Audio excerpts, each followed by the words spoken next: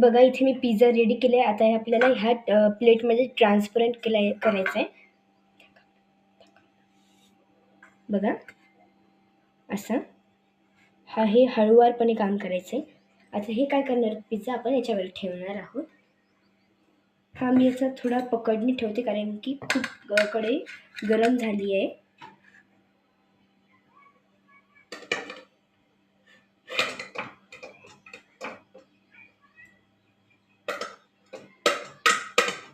बघा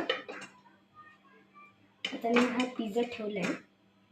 आता याच्यावर आपण काय करणार आहोत, जे पण आपली जी ताटली ठेवली होती आपण ते ठेवणार आहोत.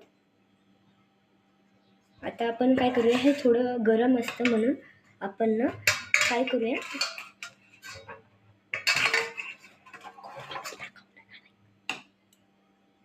बघा